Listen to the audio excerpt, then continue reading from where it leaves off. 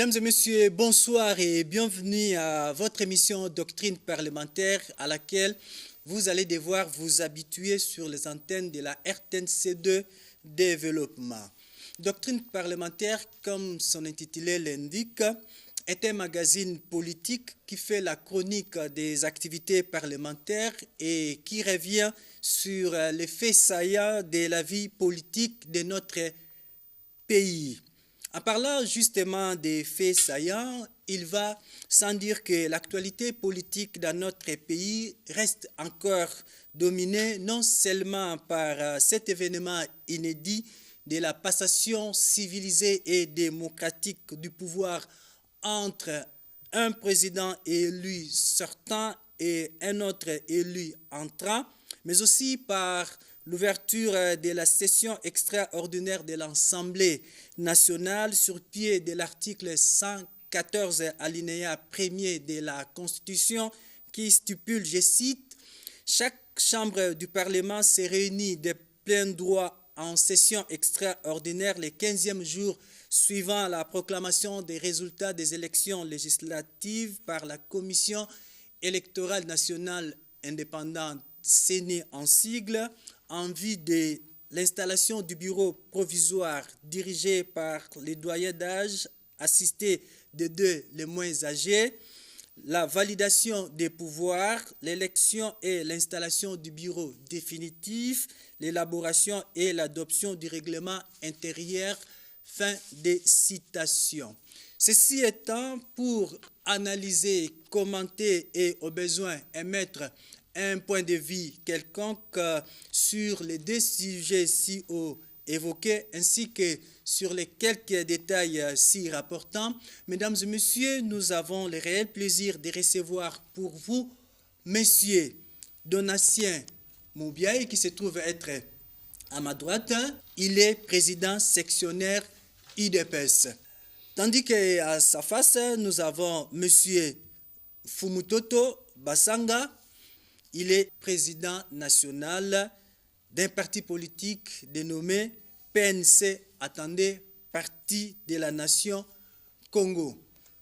Voilà, c'est donc avec ces deux personnalités que nous allons analyser et commenter les deux sujets évoqués si haut. Je commence avec vous, Monsieur Donatien Moubiaï. Si vous pouvez brosser pour nous votre parcours et en mettant un accent particulier sur votre engagement politique.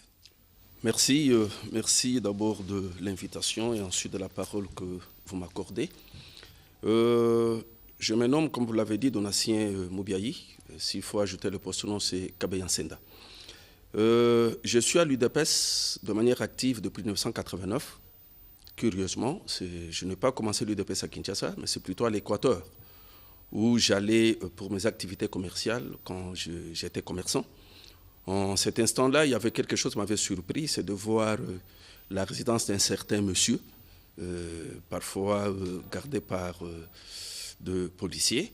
Je me suis renseigné, on me dira que c'est le président de l'UDPS, Mongala, qui était en résidence surveillée. Je cherchais par tous les moyens à le rencontrer, l'occasion était arrivée que je le rencontre, je parlais avec lui, et j'ai été encouragé afin de pouvoir devenir dès ces jours-là membre de l'UDPS. Là, nous sommes au mois de juillet 1989. C'était quelque temps avant le grand discours d'avril 1990. Et après ces discours, je suis revenu à Kinshasa. C'est alors que j'avais cherché où se réunissaient les membres de l'UDPS. Et en ce moment-là, habitant Kingawa, j'ai connu une cellule qui s'est nommée et qui se nomme encore Mbamou. Donc c'est Mbamou 1, où j'ai été accepté comme membre et j'ai évolué jusqu'à devenir président de la cellule. Et quelques temps après, j'ai été appelé à la section comme chargé de l'organisation et je suis devenu, plusieurs années après, président sectionnaire et je le suis jusqu'à ces jours. Voilà un peu en ce qui concerne mon parcours politique au sein de l'UDPS où je suis président sectionnaire. Donc, de 89 jusqu'à aujourd'hui. Oui, c'est-à-dire j'ai évolué. Je n'ai pas été président sectionnaire depuis 89. J'ai été membre d'abord dans la fédération de la Mongala, donc précisément à Bumba. Et puis quand je suis revenu à Kinshasa, j'ai adhéré au niveau de la cellule Mbamou, où j'ai évolué. Je suis devenu président de la cellule des années après. Donc c'est après le décès de celui qui avait été président avant mon arrivée. C'est le vieux Tchimbolele, que son âme repose en paix. Et après, j'ai été appelé à la section pour servir davantage, où j'étais d'abord chargé de l'organisation et je suis devenu premier vice-président et enfin président. Je sais que j'ai eu une rupture en 2011 où j'ai été appelé à l'école du parti. C'est après 2011 que je suis encore revenu comme président sectionnaire de Kingabo jusqu'à ce jour. C'est comme qui dirait l'IDPS, c'est une affaire de la base. Oui, l'UDPS c'est la base parce que d'une manière générale, on accède à l'UDPS à partir de la base. Donc chaque membre de l'UDPS a une solide appartenance. Donc c'est cela. Si vous êtes de l'UDPS, c'est que vous devez avoir une cellule d'appartenance. Donc moi, j'ai eu cette chance-là de commencer par la base, d'évoluer, et je me retrouve toujours à la base, mais comme cadre de la base. Voilà, Monsieur Fumutoto Basanga, vous êtes géniteur de la troisième voie. Est-ce que à l'aube des élections du 30 décembre 2018, est-ce qu'on peut encore parler de la troisième voie? Merci beaucoup. Au Congo, 58 ans après, nous nous rendons compte que malgré la succession de régimes, des rébellions, des majorités, des oppositions, le peuple congolais ne se retrouve pas, nous ne sommes même pas encore un pays en voie du développement. Et quel est le réel problème? C'est que si le problème est mal posé, la bonne réponse est mauvaise. À travers le monde, on n'a pas commencé l'État par les partis politiques. Parce que pour être un parti politique, il faut que les partis tirent d'une école. Et de l'école, l'école doit tirer d'un courant de pensée. Et le courant de pensée doit tirer d'un problème social. Il y a eu des travailleurs maltraités, c'est alors qu'il y a eu le socialisme. Et après, l'international socialiste comme école, et puis les partis socialistes après. Il y a eu des patrons qui voulaient se sécuriser face à la révolution prolétarienne, c'est alors que se maîtrise, se stabilise le libéralisme. Après, l'international libéraliste, et puis il y a les partis libéraux. Mais les partis politiques au Congo sont nés de quoi? C'est pourquoi ils sont restés tribaux, ethniques et régionaux. Alors, nous ayant compris que le Congo a un problème d'hommes, de culture et d'organisation, et qu'au Congo, il n'y a pas eu de prolétaires, non plus d'un patron, on ne pouvait pas commencer la politique par l'inauguration des partis politiques. Il fallait commencer la politique par là où tout le monde a commencé. Et comme il y a un problème d'hommes, de culture et d'organisation, il fallait un courant de pensée qui n'est ni socialiste, parce qu'il n'y a pas de prolétaires au Congo, ni libéral, parce qu'il n'y a pas de patron au sens d'entreprise réelle du Congo. C'est-à-dire, selon vous, la troisième voie se situe entre, d'un côté, les prolétaires et de l'autre côté, les patronats. Voilà. Alors, maintenant, ça, c'est la droite, c'est les patronats. Et ça, c'est la gauche, c'est les prolétaires. Et ça, c'est quoi? Les centres. Et moi, c'est quoi? La troisième voie. Bon, dites-moi à quel moment, dans la vie de l'homme, on parlera de sa droite et de sa gauche sans parler de son milieu. Sans parler de son milieu, s'il vous plaît. Dites-moi à quel moment de l'histoire on dira que le nord du Congo, c'est l'Équateur, le sud, c'est le Katanga, ou le Grand Katanga, l'est, c'est la province orientale, ou la grande province orientale, l'ouest, c'est le Congo central, sans parler du centre. Dites-moi, je termine par là. En 1960, nous avons dit que le problème c'est Mobutu et c'est les colons. Et la réponse, c'est la décolonisation. 58 ans après, le problème demeure. En 1980, nous avons dit que le problème c'est Mobutu et la réponse c'est la démocratisation. Mobutu est parti longtemps après, le problème demeure. Avec Joseph Kabila, nous avons dit que le problème c'est lui. Maintenant, lui est parti. Demain, à qui donnerons-nous le problème ou allons-nous responsabiliser les problèmes du Congo? Nous disons que nous sommes à la troisième voie.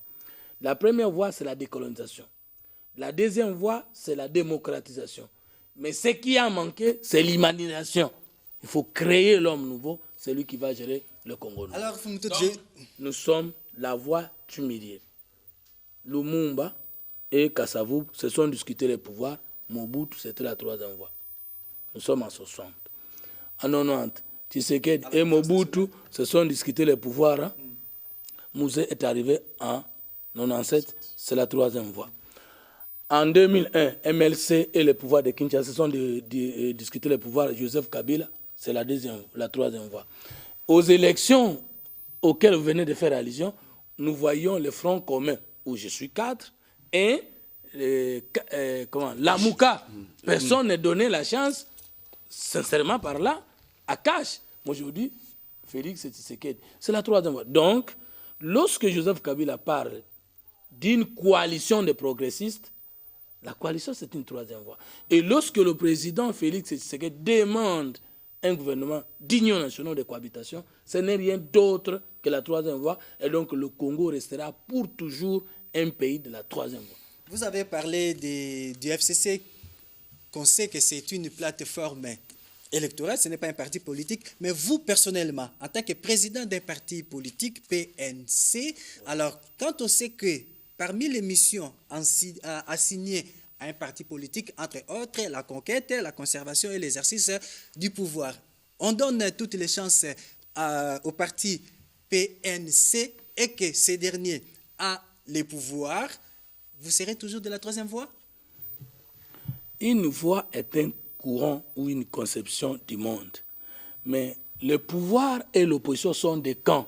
Si les socialistes gagnent le pouvoir, ils restent socialistes au pouvoir. S'ils perdent le pouvoir, ils restent socialistes à l'opposition. Si nous gagnons le pouvoir, nous restons de la vision troisième voie au pouvoir. Si nous perdons le pouvoir, nous voulons faire l'opposition, nous restons troisième voie à l'opposition. Donc ne confondons pas la voie comme vision d'État et le camp comme étape dans la lutte. Donc nous resterons pour toujours troisième voie selon que nous sommes à l'opposition ou au pouvoir par rapport aux résultats des élections et à notre engagement. Voilà, ceci est attendu, c'est compris. Voilà, c'était juste pour nous question de vous mettre un peu d'eau dans la bouche avant d'entrer dans les périmètres circonscrits pour cette émission. Ceci étant, nous ouvrons donc les balles avec les premiers sujets comme j'ai annoncé. C'est celui ayant trait à cet événement que d'aucuns, disons que tout le monde s'accorde à qualifier d'un événement inédit. J'ai fait allusion à ce qui s'est passé le 24 janvier dernier, c'est-à-dire l'investiture du président élu à la personne de M. Félix Antoine Tshilombo. L'événement, c'est donc la passation civilisée et démocratique du pouvoir. Monsieur Donatien, comment vous, personnellement, vous l'avez vécu? Oh, merci. D'abord, pas la passation. On ne peut pas arriver à la passation sans avoir vécu la victoire. La victoire aux élections, bien sûr. Comme tout membre de l'UDPS, c'était une attente de très longue durée, avec le résultat qui avait été communiqué et confirmé par après. Ce n'était qu'une joie. Une joie pour tout celui qui y a contribué au combat, qu'il a commencé depuis belle lurette, puisque quand vous comptez 89 à ces jours, c'est une trentaine d'années. Donc, dans quelques mois, ça fera exactement 30 ans que nous sommes à la tête, en fait pas à la tête, que nous sommes au sein de l'UDPS. Ça ne pouvait être qu'une joie. Une joie pour cette réussite, une joie pour cette victoire, qui n'est pas seulement la victoire de l'UDPS, mais qui est aussi la victoire du peuple congolais. Si nous pouvons ajouter aussi une victoire, si nous pouvons renchérir ce qu'a dit Fontoto, la victoire de la troisième voie. Hein? Si c'est là le cas. Voilà. Vous êtes d'avis, comme on a suivi aujourd'hui sur les antennes de certaines radios périphériques, le secrétaire général de l'ONU parlait justement de ces élections où presque tout le monde craignait qu'il y ait baie de sang, où tout le monde craignait qu'il y ait des ordres, mais on voit que cela s'est passé dans une atmosphère très détendue, très pacifique. Est-ce que vous, personnellement, vous vous attendiez à cela? Oui, c'était difficile à prédire parce que en suivant toutes les analyses faites de l'extérieur, même de l'intérieur, je crois qu'on avait du mal à croire que ce qui est arrivé arriverait. Mais de toutes les façons, peut-être ceux qui ne sont pas croyants ne pourront peut-être pas accepter ce que je vais dire tout à l'heure là.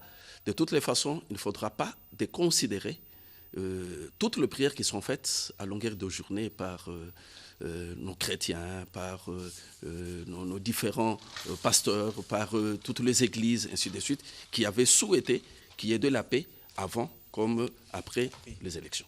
Donc je crois que c'est un résultat. Il faudra aussi trouver la main de Dieu dans tout ce qui s'est passé. Les prières des Congolais ont été exaucées. Monsieur Fumutoto Basanga, vous, comme des milliers de Congolais, je l'espère, à part ceux qui ont eu l'opportunité d'assister en live, ceux qui ont effectué les déplacements du Palais de la Nation, mais je pense, j'imagine, nombreux sont des Congolais qui ont suivi, qui ont été scotchés à leur téléviseur pour suivre cet événement. Vous aussi en particulier, quelles en étaient vos impressions? Merci beaucoup. Je rappelle que le secrétaire général des Nations Unies a demandé un gouvernement de la troisième voie au Congo. Il a dit qu'il faut un gouvernement inclusif. Et l'inclusivité ici, c'est entre le FCC qui a gagné la majorité. Je suis d'abord au niveau des impressions. Ok. Oui. Bon, parce que vous l'avez cité, bon, on va revenir. C'est la troisième voie. Maintenant, je prends l'impression. L'impression, c'est que Rosie Mukendi avait dit avant de mourir, le peuple gagne toujours. C'est le combat d'un peuple. C'est le combat des hommes. Et c'est le combat d'un homme, pour le cas d'Edith Depes. Le combat de tous ces soldats inconnus depuis la nuit de temps qui voulaient comprendre que la liberté, l'autonomie, la souveraineté est un instinct. Le combat de l'opposition congolaise dans son ensemble. Le combat de la société civile congolaise et tous les corps sociaux. Les combats de cette majorité récente au pouvoir avec l'oreille exercée qui a compris que c'était le temps de choses. La victoire d'un peuple qui a défié toutes les mauvaises pronostics de l'hécatombe qu'on a annoncé au Congo. Personne d'entre nous n'est sorti. Mais les Occidentaux ont fait rappel de leurs citoyens. Nous avons pris conscience en disant que ce qui nous unit est plus grand que ce qui nous divise. La victoire d'un homme qui a dit « Mon même imak a soi nakate » et Joseph Kabila a fait descendre ses œufs sans casse. Et nous avons assisté à la passation civilisée du pouvoir. Le respect des paroles d'un président sortant qui avait dit qu'il va respecter la Constitution. La victoire de ceux qui avaient cru au dialogue comme seul moyen depuis 2013, concertation nationale. Depuis 2016, 10e mois, dialogue de la Cité de l'Union africaine. Et finalement, celui du 31 décembre 2016. La victoire de nous qui avons accepté d'entrer au gouvernement de l'Union nationale et au Conseil national de suivi de l'accord. La victoire du calendrier électoral publié malgré les défis de l'Occident.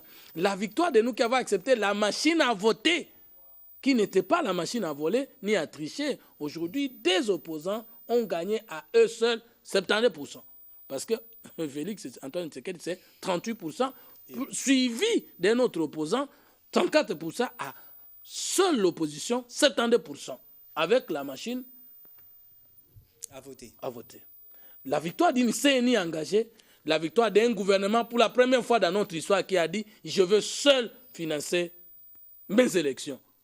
Et c'est un message que Joseph Kabila a laissé. Je ne sais pas si les Congolais nous serons en mesure de l'appréhender, le message. Enfin, nous avons transformé le mois de janvier, qui était le mois de deuil.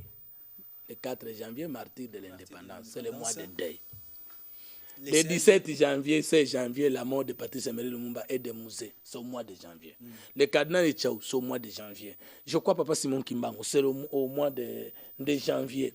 Vous pouvez monter le 8 janvier, des martyrs de type K, c'est au mois de janvier. Ces mois, N'oublions pas les martyrs du respect de la Constitution, les 19, 20 et 21 janvier 2015, ici à Kinshasa. Nos frères ont péri. C'est au mois de janvier. N'oublions pas que c'est au mois de janvier, le 26, que Joseph Kabila a pris le pouvoir d'État, 2001. Et ça, c'est même au mois de janvier que nous allons assister à un événement de joie, passation pacifique, civilisée du pouvoir. Alors je chute. Mais nous devons discerner quel est le pouvoir qui a été donné à Félix Antoine Tshilombo Tshisekedi. C'est qu'après le temps de Joseph Désiré Mobutu, il nous restait 3 étapes dans l'histoire. Un pouvoir pour dégager la dictature de M. Mobutu, après avoir fait le bien qu'il a fait, parce que rien n'est totalement bon ni totalement mauvais. Mouzé l'a fait, il a chassé la dictature. Mais il restait une deuxième mission, démocratiser le pays. Il a tenté de le faire, il n'a pas eu le temps de le faire. Un deuxième pouvoir, c'est le pouvoir de Joseph Kabila, qui avait pour mission essentielle, conformément à son discours du mois de janvier 2001, de démocratiser le pays et remettre le pouvoir aux civils. Le deuxième pouvoir. Et maintenant, le pouvoir que nous avons vu passer ou être passé ce jour-là, c'est le pouvoir de développer le Congo et que nous ne pouvons pas rater. Et donc, aujourd'hui, Félix Antoine Tshisekedi Tshilombo a reçu de Joseph Kabila un pays démocratisé et il ne nous reste qu'un pays développé, d'où il faut mettre l'homme qu'il faut à la place qu'il faut pour que les Congolais ne puissent pas regretter ce jour-là. Parce que les Congolais avaient besoin de ce jour-là parce qu'ils ne l'ont jamais vu. Maintenant qu'ils l'ont vu, demain, ils n'auront plus besoin de ce jour-là. Ils auront besoin de l'autre chose. Et l'autre chose, c'est quoi? C'est le bien-être. Mais pour l'avoir, avec qui? Pour l'interrogation. Le développement du pays. On va y revenir. Monsieur Donatien Moubiayi, comme venait de le dire Monsieur Fumutoto, et comme le président lui-même a dit, cette victoire, c'est la victoire de tous les Congolais. Ce n'est pas la victoire d'un seul cas, en l'occurrence Cash. Oui, vous dites quoi? parce que le pays n'est pas peuplé seulement de ceux qui soutiennent Cash, ou de ceux qui appartiennent à l'UNC, ou de ceux qui appartiennent à l'UDPS. Donc il a un devoir de s'occuper de tous les Congolais. Mais je crois que ce qu'il venait de dire est trop profond. Maintenant, c'est le développement, oui. Le développement, mais à travers un grand message, à travers une grande action. La plus grande action, c'est le changement de mentalité. Parce que sans changement de mentalité, on ne peut pas arriver à l'amélioration du social de cette population qui est à la recherche du bien-être. Hein? Ça, c'est évident, parce que nous ne pouvons pas aujourd'hui dire que nous allons démocratiser. Non, ce qui s'est fait, sinon nous allons devoir ne pas reconnaître ce qui est arrivé. Hein? Ce qui est arrivé comme passation pacifique du pouvoir, mais c'est la preuve même s'il y a eu quelque part certaines bévues. Mais le grand élément, c'était celui-là, la passation pacifique et civilisée du pouvoir à laquelle nous avons pu assister. Et maintenant, ce qui nous reste, c'est le développement. Ce qui nous reste, c'est la vie sociale. Et cette vie sociale ne peut passer que par le changement de mentalité. La manière de voir ce qui appartient au Congo, la manière de gérer ce qui est donné à ceux qui doivent gérer, c'est cet élément-là qui doit changer dans la conception de dirigeants ainsi que de ceux qui sont dirigés. Voilà, c'est donc une expérience à exporter. Oui, ne vous en faites pas. D'ici là, vous verrez que certains pays, en commençant par le pays qui sont limitrophes, vont commencer à copier ce qui est arrivé.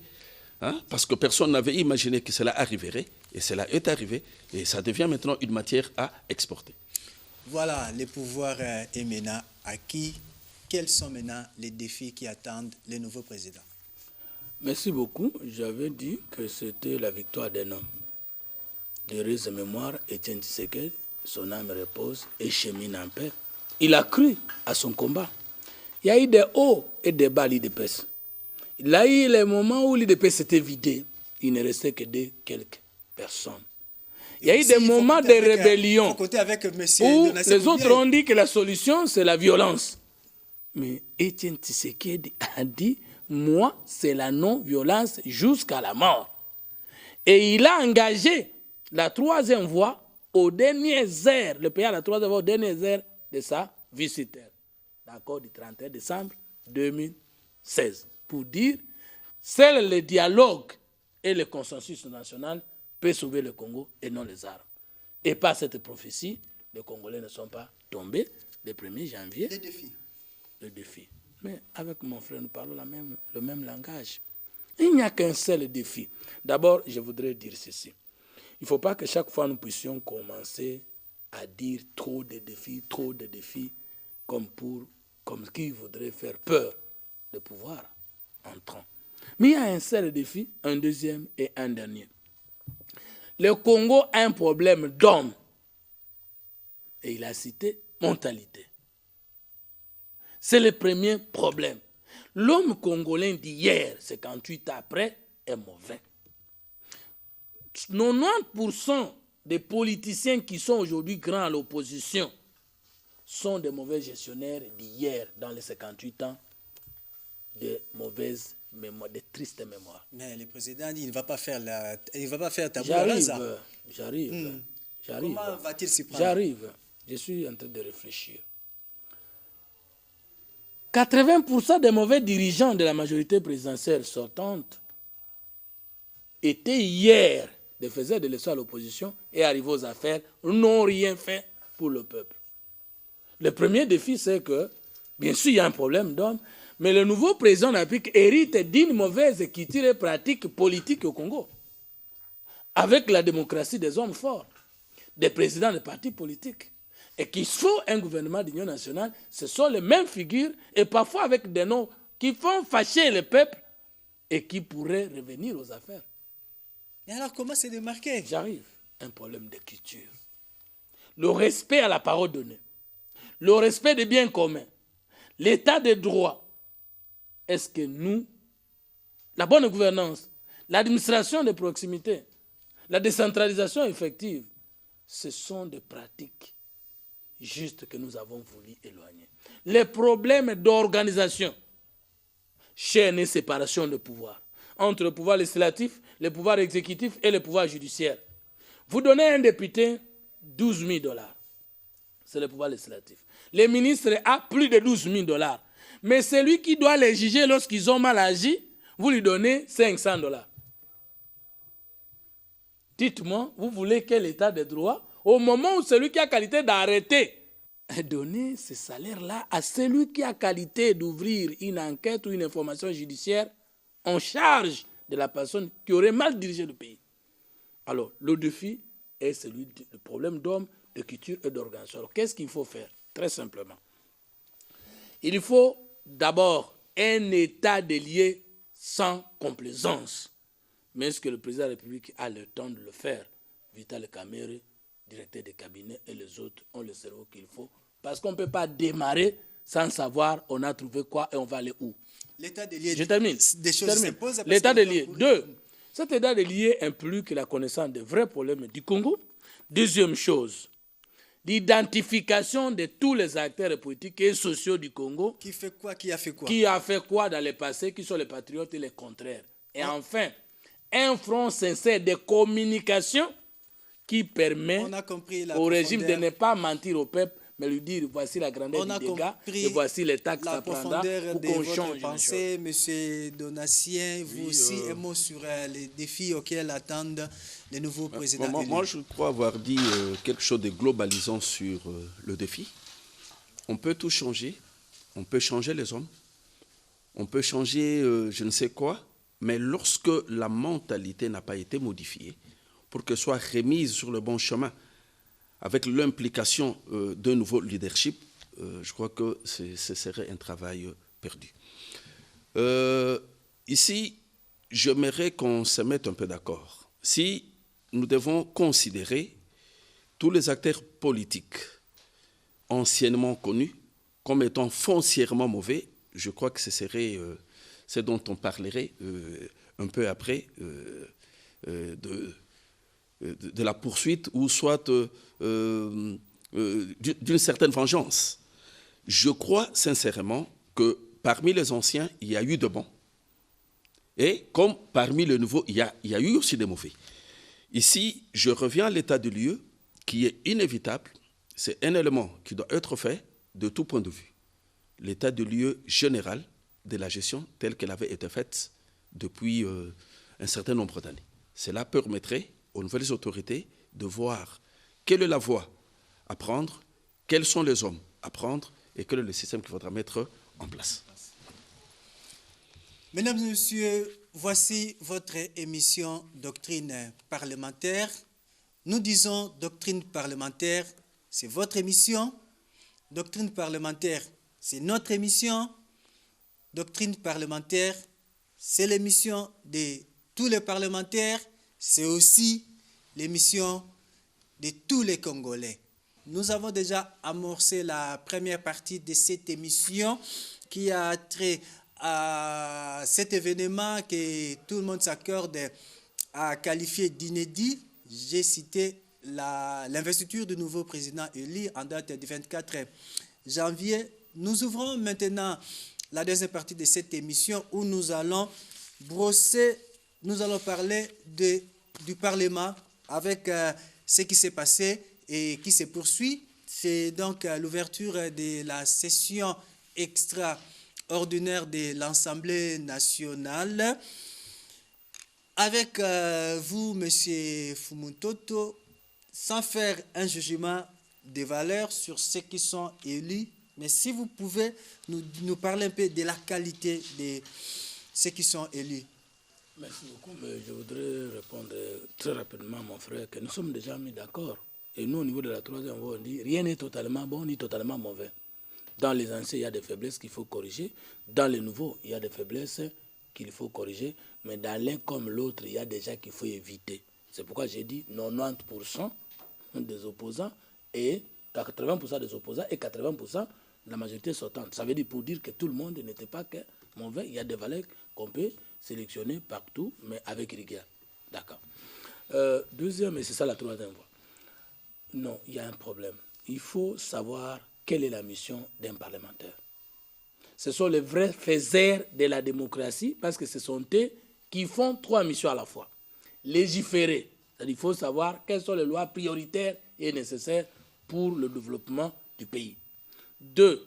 Contrôler ceux qui gèrent les moyens de l'État. S'ils ne contrôlent pas bien, ceux qui gèrent ne peuvent pas avoir peur. 3. Entamer la diplomatie parlementaire, c'est-à-dire collaborer avec les autres systèmes parlementaires de la sous-région, de la région et du monde. Conséquence, il faut des députés compétents à tous les niveaux. Et la compétence implique non seulement qu'il a étudié, mais aussi il doit continuer ou poursuivre les études, parce que l'ignorance est permanente dans la vie de tout homme, même dans la vie des savants. 2. Nous ne pouvons pas attendre des résultats nécessaires des députés qui n'ont pas des assistants parlementaires compétents. Et nous ne pouvons plus accepter que l'argent donné pour le compte d'un assistant parlementaire soit géré par les députés, parce que dans les expériences passées, ce n'était pas bon. Moi-même, j'ai été assistant parlementaire, mais je vais vous assurer que je n'ai jamais vu mon salaire. Parce que les députés retiraient et pouvaient distribuer ça avec les chauffeurs, tout ça, et ça m'a tué entre 2011 et 2006 et 2011. Vous voyez, vous ne pouvez pas recevoir l'argent pour un assistant et ne pas le lui donner et attendre de celui-là un travail de qualité. Troisièmement, nous ne voulons pas que les députés marchent sur les consignes de l'autorité morale, du président de la République, du Premier ministre, pour dire nous sommes majoritaires au Parlement, mais nous ne pouvons pas faire partie les nôtres. Mais les nôtres, ils gèrent mal. Comment doit-on le protéger? Enfin, mais nos députés n'ont pas de bureau. Vous voulez un bon travail alors que nos députés n'ont pas de bureau? Il y a autant d'espace au niveau de l'Assemblée du Palais du Peuple. Pourquoi pour 500 députés, on ne peut pas construire les cadres d'excellence pour le travail? Ça, c'est bien dit. Monsieur Donatien, comment appréciez-vous la production législative de la deuxième législature, surtout à ce qui concerne l'aspect, comme le président Fumutoto l'a relevé, ayant trait au contrôle? Oui, je crois que légiférer, ça c'est un travail par essence du Parlement. Mais nous avions beaucoup plus souhaité que le Parlement fasse son travail de contrôle avec des résultats palpables. Et je crois qu'il a évoqué cela en disant qu'il faut éviter le Parlement des injonctions. Hein? Donc ça, c'est évidemment, c'est là que nous n'allons pas souhaiter dans cette équipe parlementaire. Si il n'y a pas une équipe parlementaire qui soit à la hauteur d'un contrôle convenable, mais ceux qui gèrent le portefeuille de l'État le feront à leur guise. Il est très important qu'un parlementaire se considère comme étant quelqu'un qui est appelé à faire le travail du peuple, mais parce que le peuple est tellement nombreux, il ne peut pas le faire, mais il a été élu pour ça. Il a été envoyé par ce même peuple pour qu'il fasse un travail afin que le peuple ait la connaissance de la gestion de son pays, afin que ce peuple sache ce qui s'est fait réellement dans les entreprises et même au niveau du ministère de l'État. Ici, je crois, l'élément important, nous revenons à ce que nous avions dit dans la première partie, c'est le changement de mentalité. Un parlementaire doit, comme tout Congolais, être appelé à changer sa manière de concevoir le travail qu'il doit faire. Et je sais, il a évoqué un élément très important ici, la gestion des assistants de députés. Qui a-t-on pris comme assistant? Si on veut faire un bon travail, on ne doit pas prendre un assistant seulement parce qu'il serait de sa propre famille. Quand je dis famille au sens élargi, que ce soit la famille politique, que ce soit... Non, même s'il est de la famille politique du député, mais l'assistant doit être à la hauteur du travail qu'on attend de lui. Parce qu'un parlementaire doit savoir faire des analyses dans tous les aspects de la gestion de l'État. Si vous avez un assistant juriste, ou vous êtes vous-même juriste, mais vous n'allez pas prendre toujours un assistant juriste. Il faut avoir différents assistants, ou un assistant qui peut avoir des connaissances dans différents domaines. Ainsi, il vous sera utile, à travers cela, votre travail en tant que parlementaire sera aussi utile. Mais c'est Donatien, c'est là où se trouvent tous les problèmes, surtout lorsqu'on sait qu'on ne sait pas faire du neuf avec du vieux. Lorsque nous regardons la configuration de cette assemblée, du moins à ce stade provisoire, on voit, et ça saute aux yeux, que la majorité se trouve de l'autre côté, du côté du FCC, alors que vous dites qu'on ne va pas faire tabula rasa, il faut faire avec. Alors, comment vous allez asseoir votre politique moi, je dans ces cas de figure? Oui, on parle de la majorité en faisant allusion à la législature qui vient de passer. Non. Cette majorité à laquelle vous faites allusion, elle est mouvante. Elle peut être modifiée d'un jour au lendemain. Hein? Le FCC n'est pas un parti politique. On l'a dit. C'est un ensemble de partis politiques. Une plateforme électorale. Mais ces partis politiques ne sont pas tenus à demeurer éternellement dans ces regroupements. Hein? Ça sont des choses qui vont évoluer. Politiquement, c'est faisable. Je voulais ajouter un élément pour dire que cette nouvelle législature, nous avons pu constater qu'il y a plus de nouveaux que des anciens. Mais ce serait déjà une bonne chose. Hein? Si ceux qui sont revenus pourront peut-être être influencés positivement par ceux qui sont arrivés. Et puis, il faudra aussi que nous retenions que l'homme change par rapport au milieu dans lequel il se trouve. L'aspect environnement, c'est un aspect très important. Je ne crois pas que ceux qui ont été à la gestion, soit, même il a accepté, par rapport à l'idéologie, mais la troisième fois, ce ne sont pas des diables. Ce sont des humains, et des humains qui comprennent par rapport à la configuration actuelle et au vouloir présent du peuple qui sont en train de diriger. L'émission Doctrine parlementaire s'intéresse aussi aux assemblées provinciales. Parlons un peu. De l'autre côté, on trouve que les choses ne marchent pas parce qu'on voit seulement, on parle plus de l'Assemblée nationale, on parle plus du Sénat, mais on parle de moins en moins des assemblées provinciales, alors que là, il se pose énormément de problèmes. Qu'est-ce que vous en pensez? Non, ne dites pas qu'on en parle de moins en moins, ce n'est que normal parce que ces assemblées sont au niveau des provinces. Et tandis que lorsque nous parlons de l'Assemblée nationale, c'est au niveau de la nation. Ce n'est que normal dans la capitale qu'on puisse parler plus de... Que pensez-vous de ceux qui disent que ce sont des structures budgétivores qui n'est... Non, nous sommes à l'apprentissage. C'est par rapport peut-être à ceux qui les disent aux moyens que détient notre pays. Mais je crois que c'est déjà un pas. À mon avis, il ne faudra pas qu'on revienne, qu'on recule, qu'on fasse un pas en arrière. Plutôt, il faudra que l'on réfléchisse par rapport à ce que l'État doit faire pour que ces assemblées fonctionnent. Et c'est une façon de partager la tâche, parce qu'on ne peut pas donner toute la tâche au gouvernement central. Il y a un gouvernement de proximité qui connaît ce qui se passe là où il est et qui connaît résoudre rapidement le problème, eu égard à la dimension du pays que nous avons. Hein? Moi, je crois que l'expérience pénible, bien sûr, mais c'est une expérience. Cependant, je crois que si nous comptons aujourd'hui 26 provinces, est-ce que toutes le méritent d'être? Je ne sais pas. Ça, c'est une réflexion qu'il faudrait remettre sur table. C'est constitutionnel, on sait. Voilà. Monsieur Fumutoto, rapidement, nous sommes déjà presque à la fin de cette émission. On dit que la non-rentabilité des assemblées provinciales pourrait être due au fait que c'est au niveau de vous, président des partis politiques, lorsque vous alignez des candidats, vous préférez donner le meilleur aligner les meilleurs de vous-même au niveau de l'Assemblée nationale et vous laissez, entre guillemets, les menus frétins aux assemblées provinciales. Alors, cela arrivé à ce stade, ils ne savent que faire et voilà, la conséquence, c'est donc il n'y a pas un travail de qualité à ce niveau-là. Oui, je voulais, avant de répondre à cette question, rappeler qu'au niveau de la production législative, le Parlement où l'Assemblée de la deuxième législature a beaucoup travaillé, a beaucoup produit de lois. Du point de vue texte, production, parce texte. En RDC, les lois, les textes ne manquent pas. Mais il y a eu des textes les plus importants qui ont été négligés et nous voulons que dans cette législature troisième, que cela ne soit pas le cas. Je donne directement le passage qui semble être le plus connu, conformément à l'investiture du président de la République. Moi,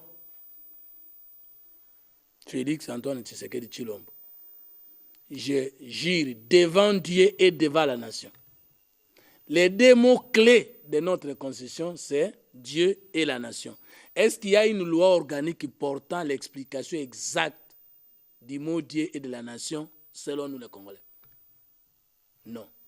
Mais comment on peut avoir des productions législatives sur les accessoires sans commencer par les principales? C'est quoi une nation? Selon les Congolais, où est la loi qui explique ça? Conséquence. Lorsqu'on compose le gouvernement, au lieu de respecter l'article 90 qui dispose que la composition du gouvernement doit tenir compte de la représentativité nationale, on prend la représentativité, la représentation géopolitique, on prend la représentation ethnique, et parfois on dit un gouvernement de la majorité ou seulement de l'opposition de la majorité, alors qu'il s'agit d'un gouvernement de la représentativité nationale qui doit inclure tous les courants sociopolitiques et toutes les forces vives de la nation. Un problème. Deuxième chose, vous produisez beaucoup de lois, mais il nous a manqué un service de suivi du Parlement sur ces lois au niveau du pouvoir exécutif et judiciaire. Vous les avez produites, mais quel est leur état d'existence au niveau des autres pouvoirs qui les consomment? Il nous a manqué un peuple qui suit les institutions. Les gens pensent, la plupart des Congolais, autant au niveau national que provincial, pensent que dès que vous donnez le pouvoir aux députés sur 5 ans, il est libre. Non, il faut une démocratie de participation, des élus qui reviennent vers leur base et des peuples qui suivent leurs élus. Seule cette démocratie peut sauver. Conséquence, vous allez au Parlement, la plénière commence à 13h, le monsieur peut arriver à 16h, il signe, il part. Mais il est payé par l'argent du contribuable congolais, mais il ne fait pas le travail qu'il faut. Sur les assemblées provinciales. Donc, vous avez trouvé que dans les deux législatives passées, c'est au moins 15 à 20% des députés qui travaillaient et les autres ne recevaient que les salaires. Par rapport aux assemblées provinciales, le problème c'est que, vous avez posé la question, nous les présidents des partis politiques, nous préférons être au niveau du pouvoir central et envoyer des mini-frétés au niveau du pouvoir. Mais le problème d'homme est là, le problème de mentalité est là. Est-ce que nous sommes décentralisés au niveau de nos cerveaux? Est-ce que nous avons accepté la décentralisation effective selon la Constitution en donnant tous les pouvoirs réels des provinces, c'est-à-dire des entités territoriales décentralisées à leur niveau? Non. La retenue des 40%, est-ce que c'était respecté? Non. Mais parce que pour nous, Kinshasa, c'est le Congo. Or, on ne peut pas développer Kinshasa si les provinces ne sont pas développées. Enfin, je dis, nous avons terminé l'élection présidentielle. Mais si nous ne terminons pas le processus électoral jusqu'aux élections municipales et locales, ça veut dire que nous n'aurons jamais le développement au Congo. Parce que le développement, ce n'est pas la capitale. Le développement, c'est la base. C'est à la base. Mais enfin, n'oublions pas que les assemblées provinciales ont travaillé plus que l'Assemblée nationale. Parce que là, il y a eu des gouverneurs tombés et partis.